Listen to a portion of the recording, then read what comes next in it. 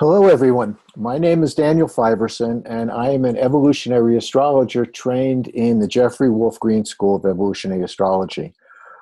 Thank you so much for being here and for giving me the opportunity to join in this collective dialogue.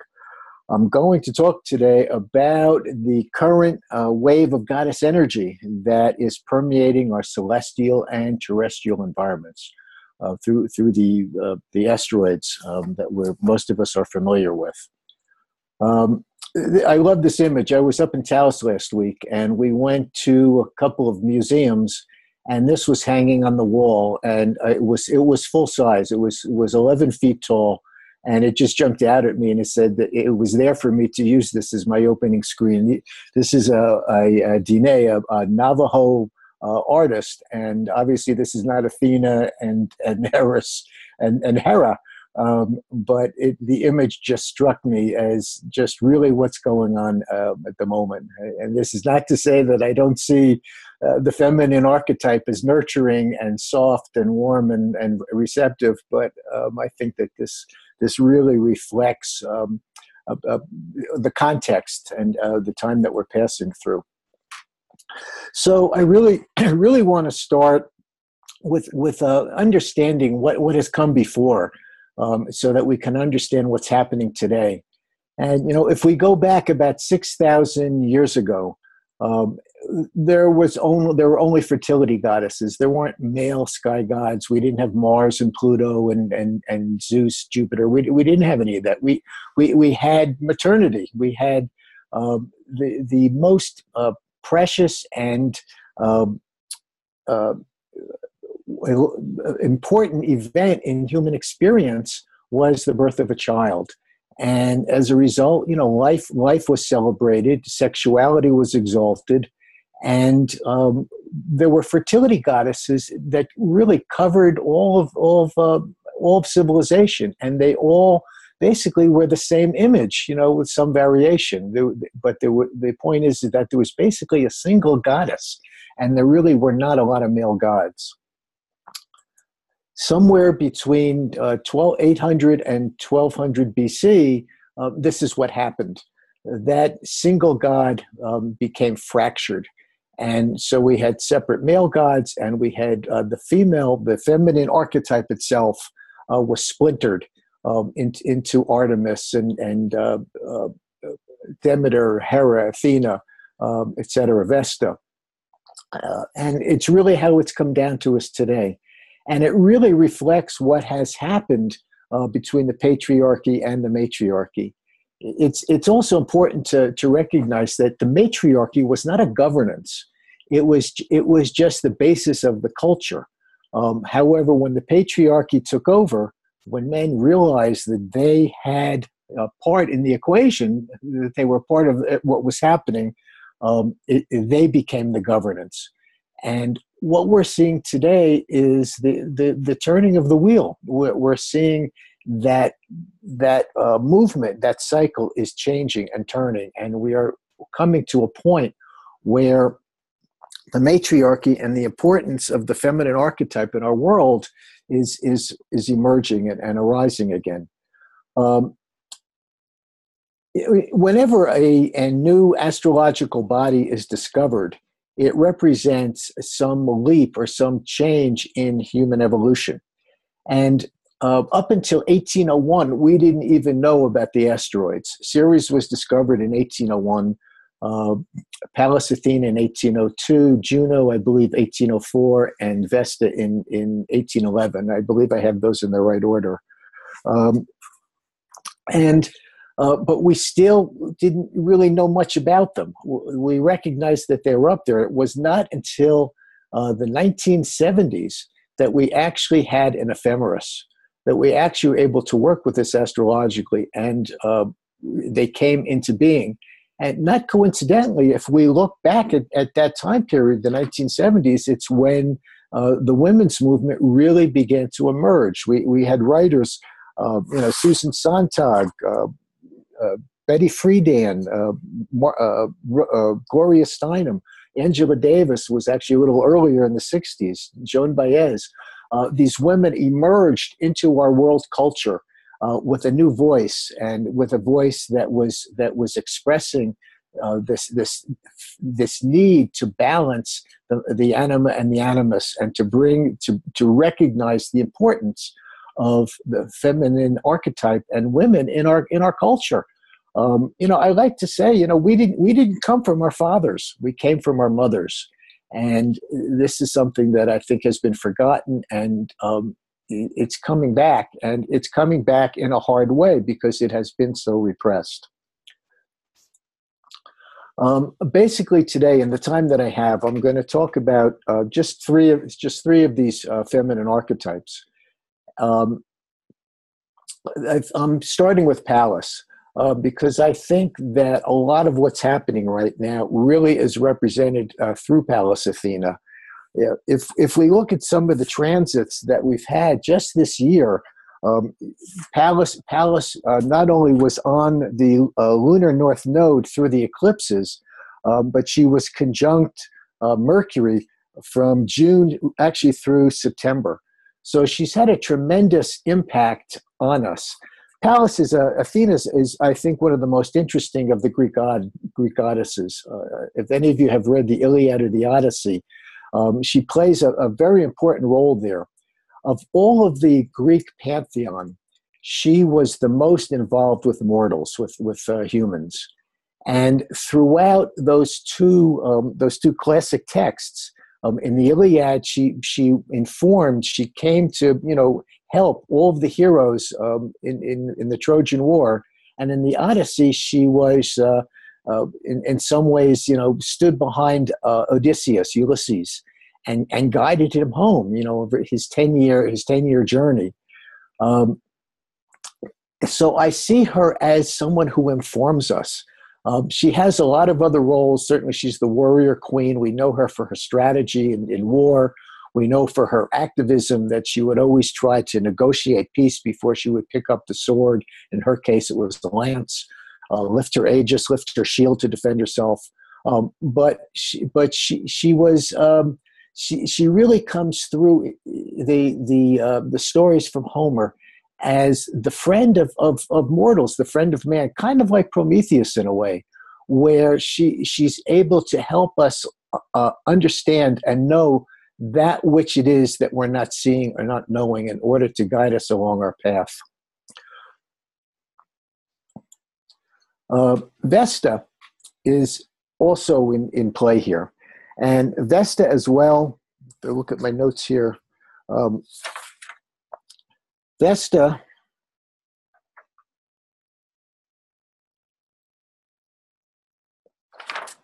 I don't have Vesta here. Oh yeah, Vesta was conjunct Pluto, or will be conjunct Pluto from October through November at the end of this year. She's also very active in the charts that we're going to look at. But Vesta is our sacred bond to ourselves. She, of all of the gods, Hera, Zeus, all had temples. Demeter, the Eleusinian rites.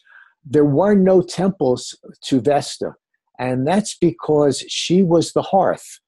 She wasn't the fire within the hearth, the fire itself. She was the hearth itself. And she had a placement in every home and in every village, every town. She was the center of the community and the center of the family life. And the hearth itself was her temple. It's where she was recognized.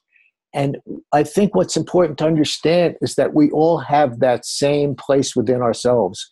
If we correlate that fire to spirit, to our own life force, to our own impulse, the fire that we have to self-actualize and become and be, that's the place that she holds, and that's why it's sacred, because it is the center.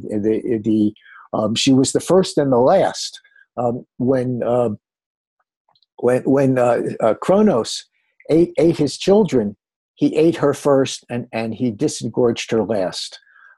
So she has tremendous importance, and is often kind of overlooked because there were no temples and there is not a lot of mythology about her. but she was one of the virgin goddesses, and and we can digress from that. Virgin in Roman society only meant that she was an unmarried woman. There are stories. Demetra tells the story, and there are other speculations that actually she was in the lineage of Inanna, who went out, every evening and would bring the community into the temple for the sexual rites. And it's also said that in Roman society, that when warriors would return from war, a society that very much parallels our own, they're very warlike, constantly at war, the warriors would come back and spend time with the Vestals in order to be reintegrated into society, into culture, for their PTSD. The PTSD that runs through our military, not to mention the militarization of the world at the moment. But there's no outlet for it. There's no healing that's in place, to handle these energies of these men coming home who have been trained killers, and then they have to come back and live next door to you. The only place that they seem to fit is in law enforcement, and we can see the result of that, the impact of their saturation in our police forces, and the violence that's been occurring. So this is our sacred bond to ourself, our sacrifice to what we really believe to be meaningful, important, and sacred, and to be able to live according to that commitment. Juno, of all of the goddesses, is the only one that really is relationship dependent. She was married to Zeus. Zeus was actually her brother, and they were actually when they were first married. They hid their relationship. It was unknown to anybody. But the point being is that she was committed to her relationship to him, in spite of all his philandering and all of the things that he did that really denigrated her. She was the queen of heaven, and her place was supposedly equal to Zeus. It never really worked out that way. There was always a struggle to balance that power. And as a result, she was famous for her wrath and her anger. So we're gonna see how these dynamics, these psychological dynamics, are actually playing out for us at this time. Excuse me.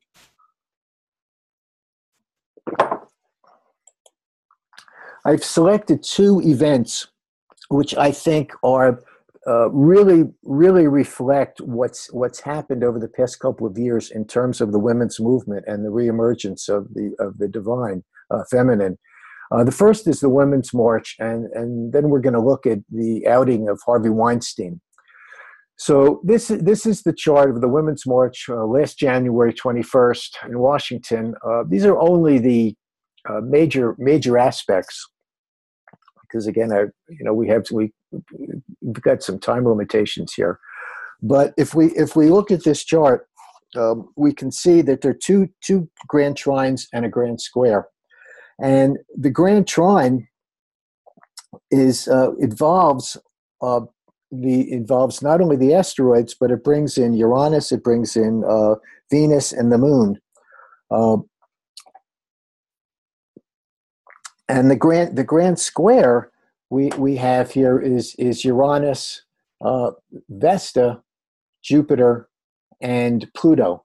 So there is a tremendous tectonic force that's in place here, with Uranus, Pluto, and Jupiter alone, adding a tremendous pressure and disruption and interruption and tremendous upheaval and cataclysms that are happening. And it all really came to a head on this day. This was the driving force behind really what brought all this together and turned out millions of people across our country in the United States and across the world to really come together as a community in order to recognize that things cannot continue the way that they have been going on.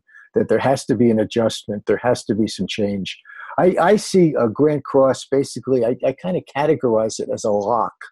And as that Grand Cross gets transited on any one of its corners, it kind of turns it. It turns the tumblers. They're like tumblers that are frozen, and the tumblers will turn. In this case, we're looking at a cardinal cross, so it was not that hard to turn it. But it's something that's there to be unlocked and to be worked with. So I've broken this chart down into looking at some of the different aspects, and this is just the goddesses themselves, and this is such a beautiful, almost crystalline structure that's created here. It really is a very pretty thing. But it's interesting to note that on that day, we had Uranus and Eris had been traveling together for a couple of years now, but they hooked up with Ceres, with Demeter, also in Aries on that particular day. And then we had the moon conjunct Lilith, and we had Juno conjunct Saturn, and there was a stellium in Pisces of Venus, Neptune, Pallas Athena, and the South Node. So, what happened was there was an inevitability here. If we look at Vesta, we can see how amazingly integrated she was into the chart. She's touching every single point in this chart, and we could break this down. And there's a number of different things going on here. Excuse me as I rifle through my pages. This is all about individualized self-expression. Saturn to Saturn and Vesta, the Sagittarius. It says that I am your equal, whether you like it or believe it or not. We will dream a future that is radically different from the past. These are the kind of messages that come through in these aspects where there is disruptive energy, there's chaotic energy, there is energy that feels trapped, there's energy that is dreaming, something much different than what we have, and there's the activist. Women from everywhere came out and stood up for what they believe. That's Athena. Athena was always there to stand for what it is that she believed in, to fight for it. She would first try to find some peaceful way to open the space for it to happen. But when it didn't happen, she had no hesitation to pick up her weapon. And if we think about the women in our world at the moment who are standing in spite of any kind of personal degradation or rebuttal or punishment or whatever, they don't care. It's more important that it's most important to them that these issues are aired and outed, and that we can begin to deal with them and not shy from all the negative things that have happened, which is what's happened. What's happened. So many relationships, and I think Zeus and Hera is such a perfect example. She knew everything that was going on that he was doing. She stayed with him. She couldn't change him. But here we are. We're at the next generation of this. Where no, we're not going to stand for that anymore. This is where Black Moon Lilith plays a role. And says, no, this is where I draw the line in the sand, and this is as far as this can possibly go. And Athena doesn't seem to be quite as engaged with the rest of the chart, but here she is in the stellium with Neptune and the South Node. And so she is informing us about what's happened in the past. She's informing us about what needs to change, where we need to go forward, how we can redream our world, and how we can redream our relationship with each other, and especially between men and women. It's very, very powerful with her she was on the lunar nodes for quite a while, and just feeding us with these inner emotional currents that were undeniable, where we recognized that no, we can't sit still with this anymore. We have to move. We have to have movement. We have to have change. We have to have transformation.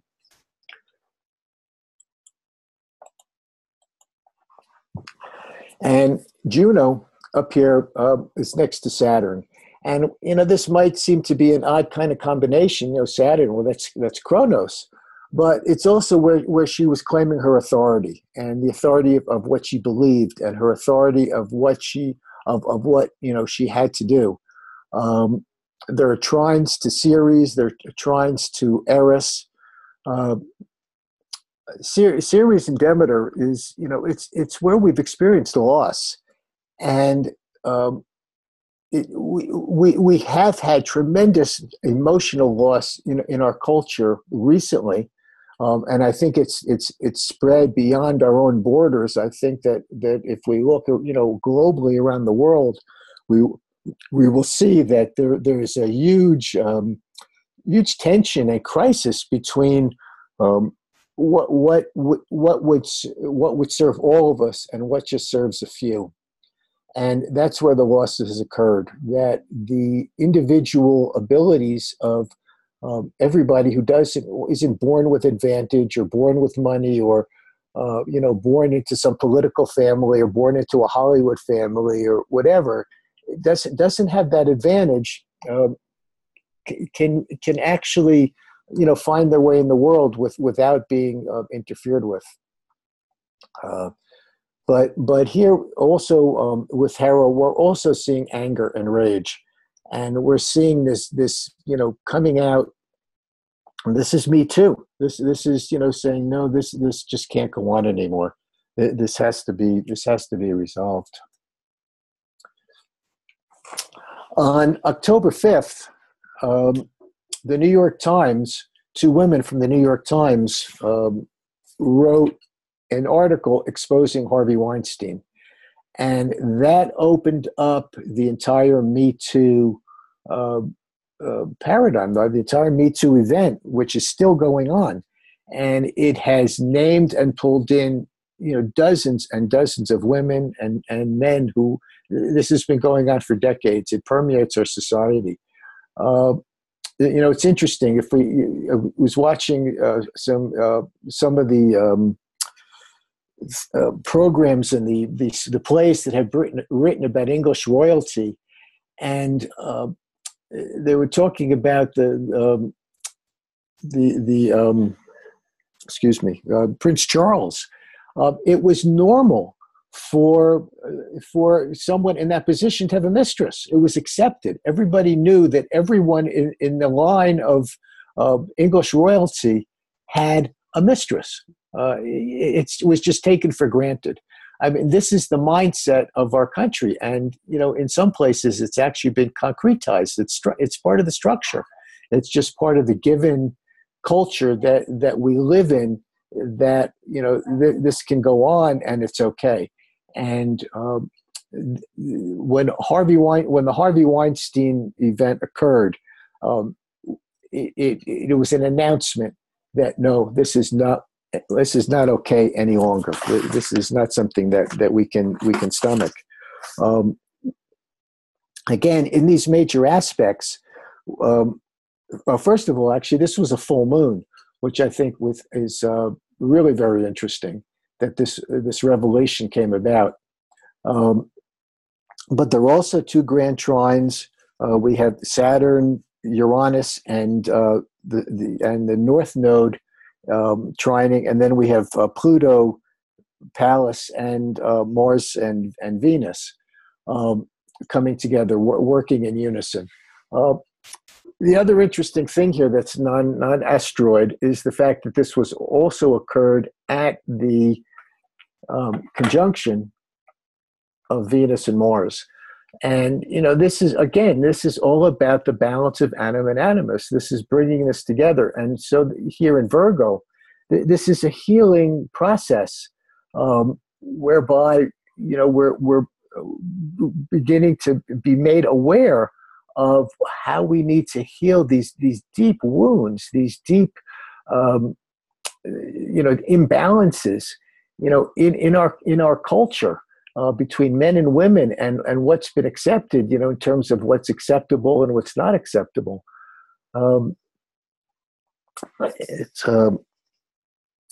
It's a new beginning, and it's symptoms of disease are an attempt to heal.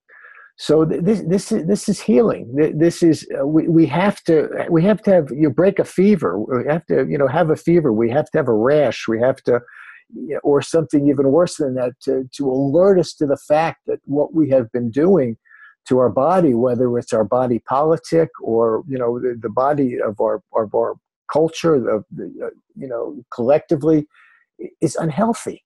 That there are unhealthy imbalances that we have basically buried and hidden, and I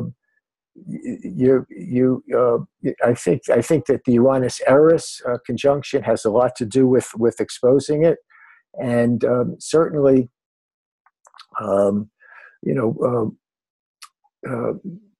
certainly the conjunction of Venus and Mars also brings it right out to make us understand that this one cycle is ending and a new cycle is beginning.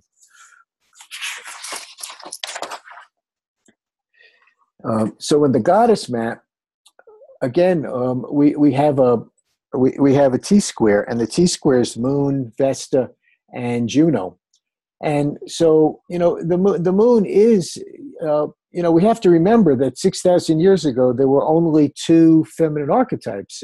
You were either a mother or you were a lover or partner. There were no other choices. So here we have Sun, Mercury, Vesta opposing the moon, and Pluto squaring them. Pluto is creating this crisis to make us realize that the patterns that we have settled into, that what has become familiar to us, the moon, the selfishness that we accept as normal, is okay. It's not. Interestingly, this was Sun, Mercury, Vesta. These two women, their names were Jodie Cantor and Megan Tukey. Just raised their hand or stood up. They said, no, this has to be exposed. We have to expose this and talk about it. So it was something that was really, I see it as fate, personally. This was a fated event that was inevitable. Also, we have Pallas here, trining Pluto, trining Juno, and trining the new cycle of Venus and Mars. So again, she's standing there. She's standing up for us, but she's also whispering in our ear. She's standing kind of behind us, or showing up in disguise often, very often, to in some familiar form, to let us know, to tell us something that we're not hearing, that we're not seeing, and her messages resonate. Her message, whatever her message holds, has a hook. It has a resonance to it that's undeniable. It's when you hear the truth, you recognize it, and she speaks truth. She speaks to her truth. Again, here we have Vesta, totally linked into everything that's going on here. She was opposite the moon, as I said, and which created this great tension and need to balance what we really know to be sacred with this need to just self-expression and who we are and who we've been, and it's okay, and we can just keep going on that way, and it doesn't matter. Well, we're finding out that it does matter. And so all these women started to come forward, and we began to realize the the losses that had been occurring, the wounds that had been happening, and the pain that was being suffered by one person's action. And it turns out he wasn't just one person; he was one of a multitude. Vesta here, Pallas Athena here, again, is totally linked into the chart. She's trining Pluto. She's trining Vesta. She's trining Venus and Mars, and creating some difficult connections to Lilith and to the Sun, Mercury, Jupiter. We like to think that it's the easy aspects are the ones that get things done. Well, they're not. It's the hard aspects that really make things happen, because it's kind of like that grand square that's locked. It needs to have something come along and unlock it, and set all that energy. It has tremendous energy potential. It's almost nuclear in a sense in the energy that it contains. 4 squares and 2 oppositions. It's explosive, but it needs something to set it off. And when it does go off, tremendous change is possible. And this is really what the kinds of things that have been going on here. Excuse me.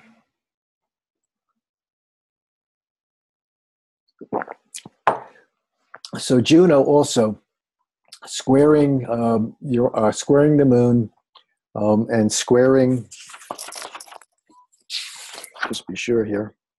Look at this. Yeah, squaring the moon, squaring Venus, and squaring Mercury and Vesta and the Sun. Again, this is the rage. This is the anger. This is the necessary disruption to the status quo. It's in Capricorn that had to occur. That has to occur.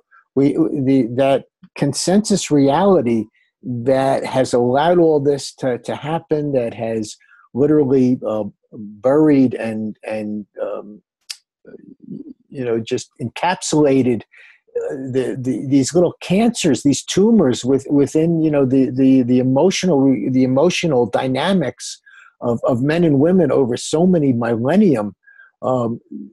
It's all coming out in the wash. And the good news is that we're seeing this, and we are recognizing what's really going on. Obviously, there are even broader examples of this in our world. Certainly in our country with our political situation, and it's not that much different in other places. I think it's important to recognize that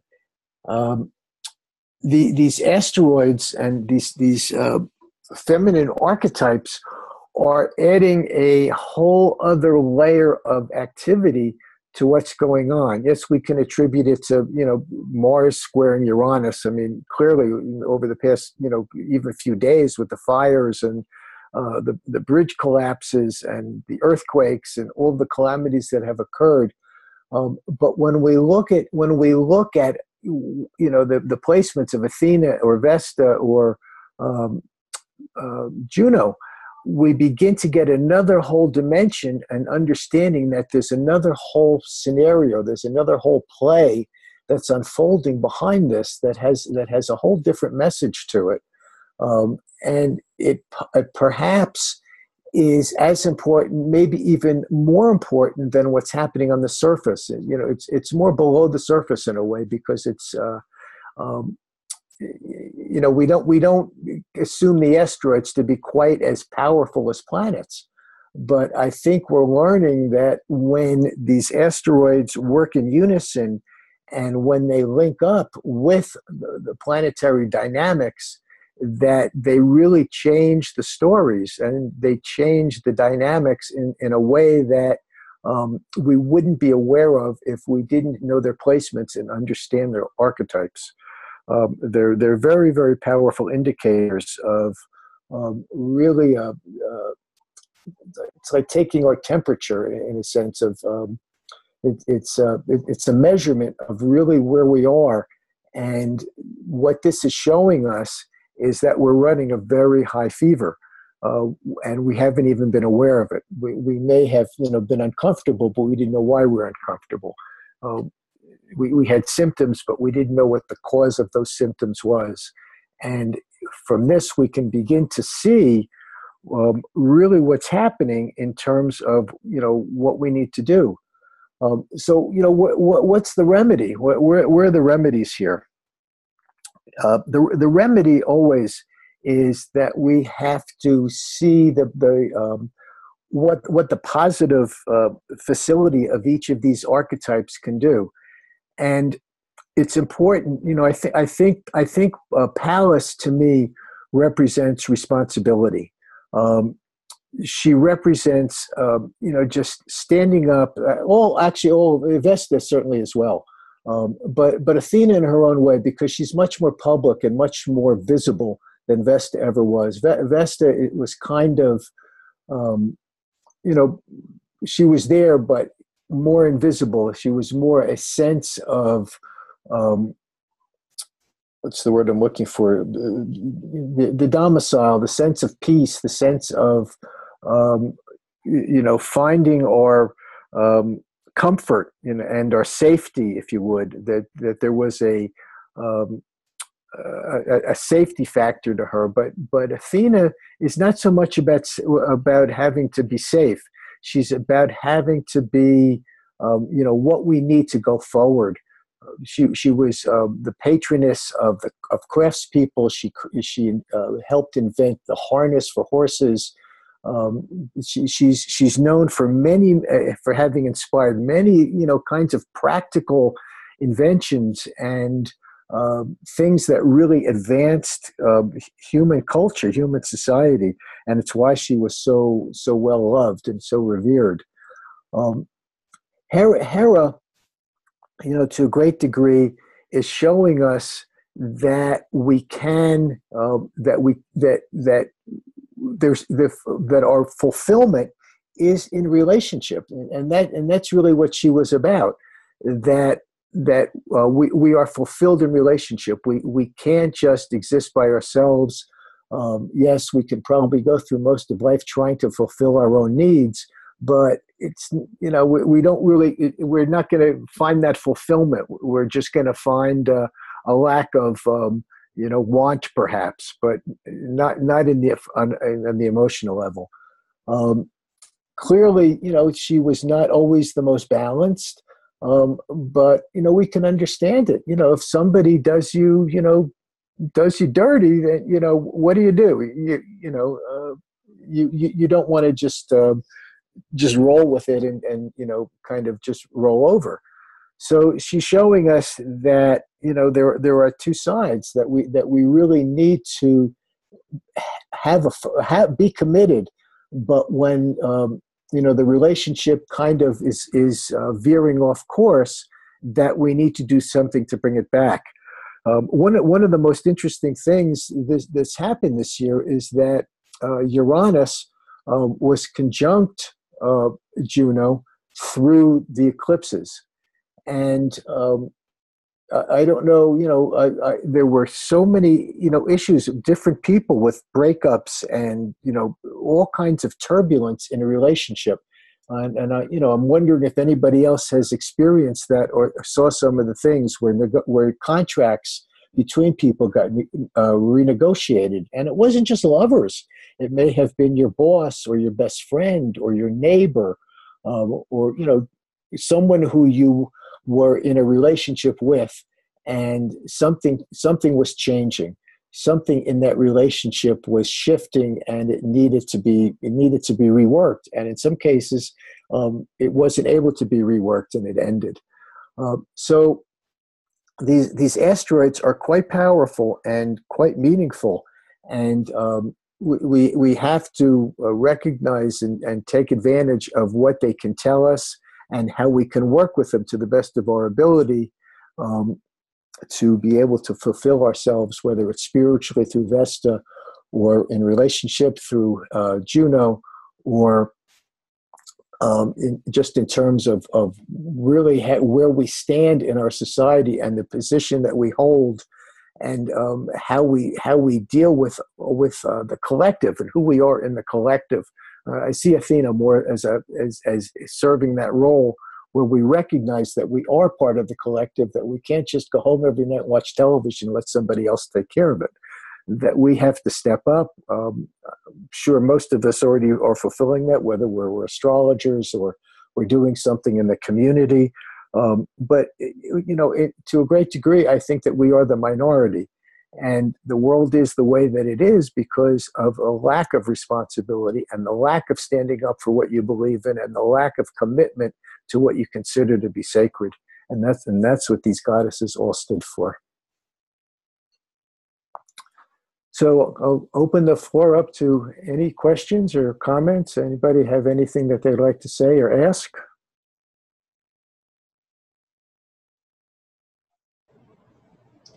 Daniel, I'm curious as to what is that symbol at 26 Taurus? That's Sedna. Sedna, okay. Sedna, yeah. There's a great book that's just been written by Alan Clay about Sedna. I would suggest you get the digital version of it, because the book itself, I don't know if you can see it back here, it's like a brick. I have trouble reading it because I don't know how to hold on to it and read it at the same time. But Sedna is about consciousness, and wherever Sedna is aspecting in our chart, whatever it's aspecting is showing us where we are becoming more conscious.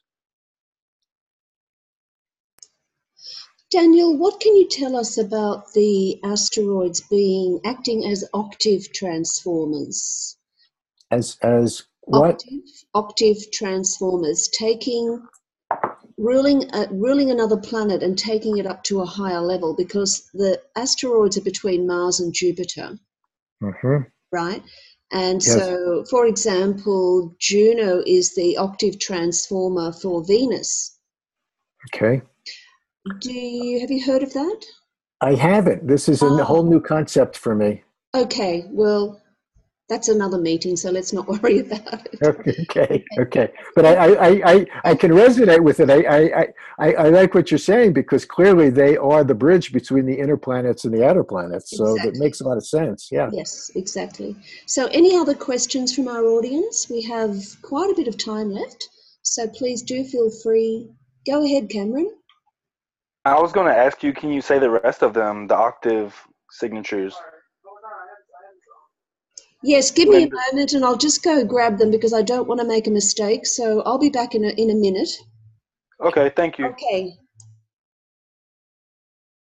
While we're waiting for Linda to come back, going back to that Sedna, my eye went straight to it because it squared the nodes. And I find it interesting that it's in the same sign, it being square the nodes, the sun being conjunct Jupiter, it's quite wide, but being conjunct also Mercury, and the sun being the ruler of the North Node. Kind of seems like it signaled that, chopping, and of course that 26 Taurus is the Algol, right. Big star Algol. Right. So kind of the chopping off of the big head, bringing the big head down. It's interesting that you say chopping off, because that is part of the mythology of Sedna. She was an Inuit goddess, Eskimo. And there are a couple of different versions, but the gist of it is that she was very much in love with this man, and her father wanted her to really did not want to have anything to do with him, and he put her in his whaling boat and took her out to sea and pushed her overboard, and she grabbed onto the edge of the boat. And he chopped her fingers off, and she slid down into the depths. and the myth goes that her fingers actually became all the whales and seals and mammals of the ocean. Rose Marcus talks about Sedna, and the way that she describes Sedna is that there are great treasures that are hidden in the sea, but we need to dive deep to get them.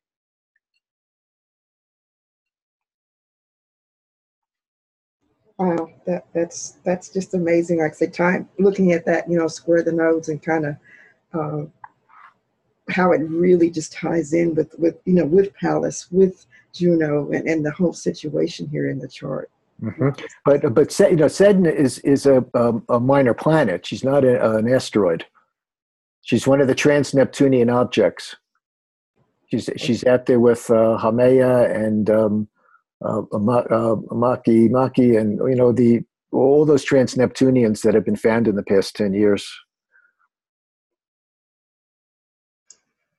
Great. So Daniel, do you have a last slide that you wanted to share? Nope, just me. Just that one. Yeah, we'll keep that up for a while because I do want to share my screen after this. Great. So, any more questions?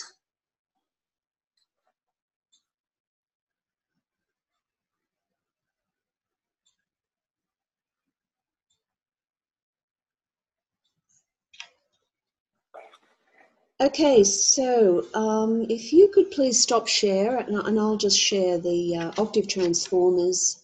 This comes from the EA glossary. Okay.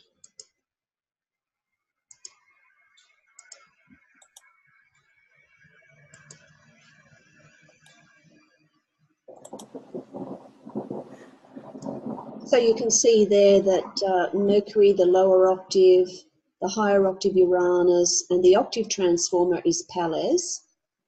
Venus and Neptune, octave transformer is Juno. And for Mars and Pluto, the octave transformer is Lilith. So that's just 3 of them, but there's probably more. So Daniel, what do you think of that? It's fascinating. It definitely makes a lot of sense. Because Pallas is, in a way, because she informs us, she is very much the bridge between Uranus and Mercury, where we're, she is those ideas and thoughts and messages that seem to come to us of their own volition, which is how I categorize Uranus. So yeah, she definitely would bridge between the two.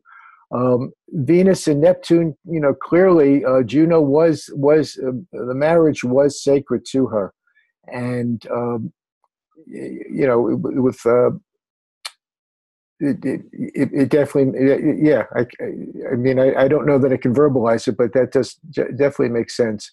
The Mars, Pluto, and Lilith is a little harder to really integrate. It's asteroid Lilith. Go ahead. Yeah, asteroid. It's asteroid Lilith. Yeah. Yes. Oh, yeah. Okay. That's okay. That's okay. Okay. So, both Mars and Pluto are totally uncompromising.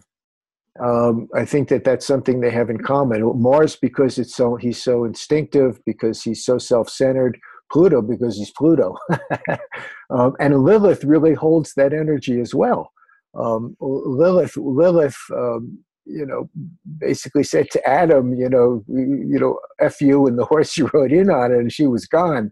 So I can see how she could bridge the between the two of them. Yeah.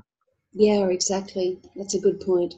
All right, so I'll just stop my share here, and we'll take a few more questions if there are any, or comments. How do you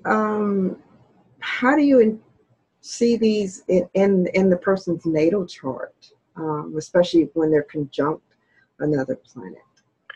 Well, I think we have to start with, different types of, I would refer you to Jean Shimoda Boland, because she has written a fantastic book that really describes the Athena woman, the Juno woman, the Demeter woman, etc., and all of the psychological dynamics that surround it. But, basically Athena, both Athena, Artemis, and Vesta rejected any romantic advances. They really were very solitary, independent women. They were all virgin goddesses. Demeter was raped by by Poseidon, just as her daughter was raped by Hades.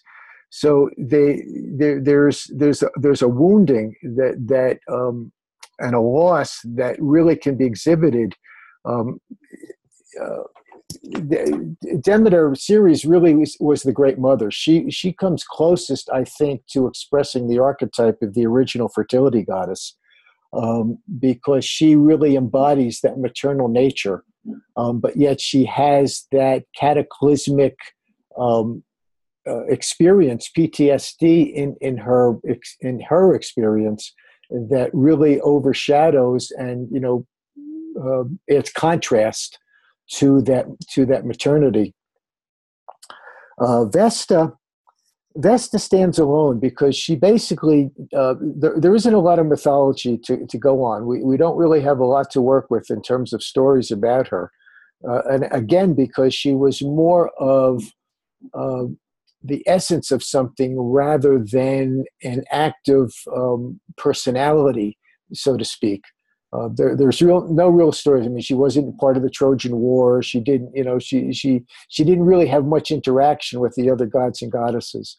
But it is important to know that in Greek culture, before any meal, before any major event, she was always invoked, and she was always there was also an invocation and a convocation, I guess. I don't know what you call the one at the end, but any kind of meeting or whatever, she was always the first and the last.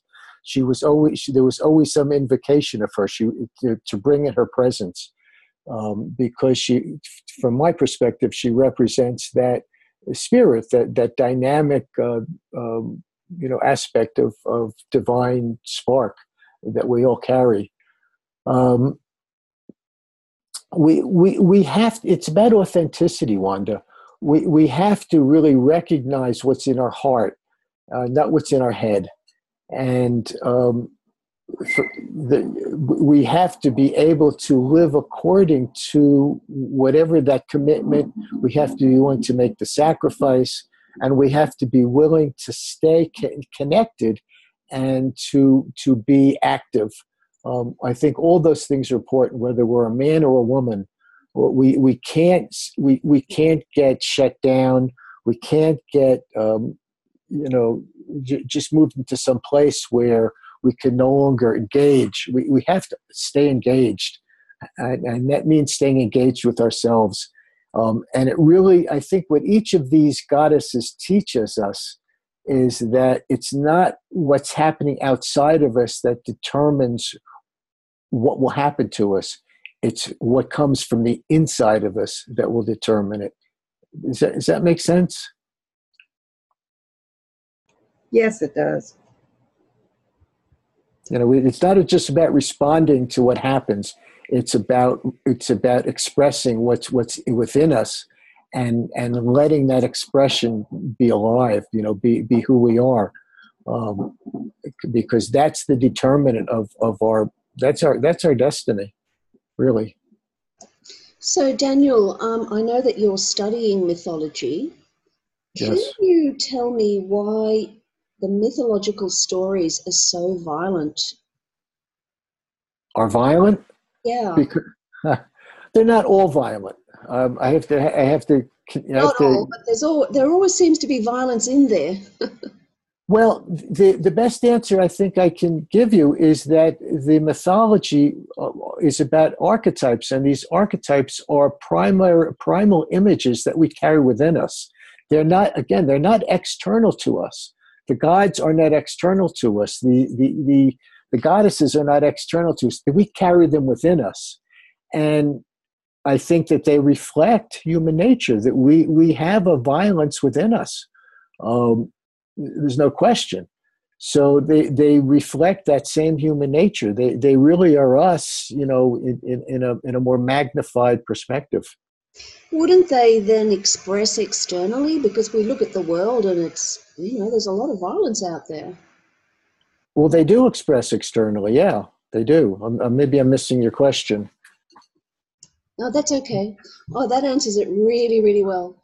All right. So, Daniel, I want to thank you so much for a wonderful meeting. Thank you. And looking forward to seeing you next time. Would you all please thank Daniel Fiverson?